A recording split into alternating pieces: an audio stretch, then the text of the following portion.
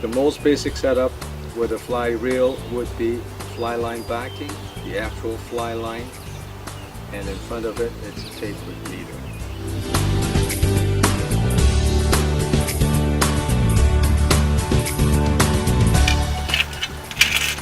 I see a lot of people with beginners, when they set up their rod, they do it one section at a time, which is great, and they always start in the bottom, from the bottom up. As they go up to the top, which is the most fragile part, they forgot all the weight is being down here, and they hang on to this part and try to put it in and try to lift. Alright, so that's very dangerous. You may get another broken part of that. Start from the top, two sections. I line it up 90 degrees against the guide. I don't line it up straight and then push it. You line it up this way, 90 degrees away from it, then push in to line it up. You wear a groove this way of the rod flank. So it helps when you're casting, one section does not fly out.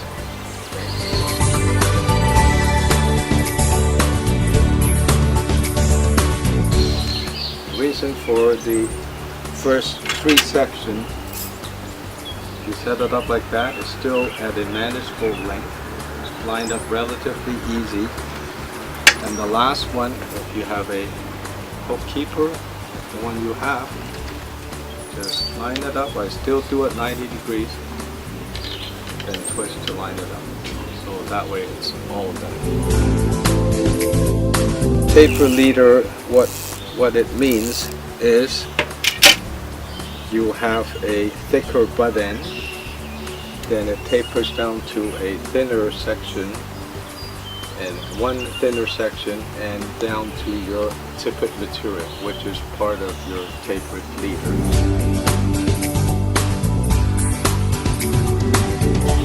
Tippet material is the straight diameter that you use to put on to make it longer leader, or when it gets shortened after you change 5 or 6 flies, then you need to put the whole leader back into your original length that you want to fish.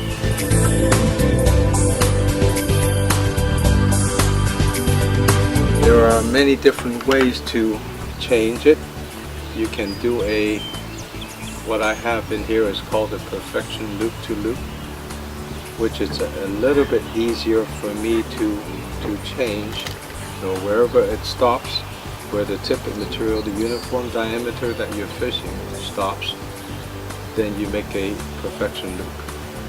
Then on the tippet material that we are replacing, cut off 18 to 24 inches of straight diameter, which is the tippet material. I will do up another perfection loop. Alright, makes it change up easier. I've got different sizes of tippet material to match up with different size of tapered leaders. So let's say for a 1x in diameter leader, I can put on the same 1x tippet material or anything thinner than that. You don't want something in the front to be thicker than the upper part of your leader.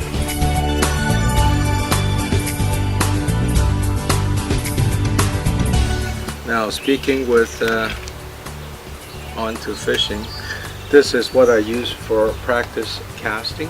I just tie a piece of yarn. It can be a 8 yarn where you can buy it in the fly tying section, or just any piece of yarn. I cut it into 2-inch sections and just tie it on just to see it. And if you don't have a fly on when you practice your casting, you will hear a cracking noise like cracking a whitlow. That's also a good indication when you're fishing. When you hear the cracking noise, that means you've lost your fly.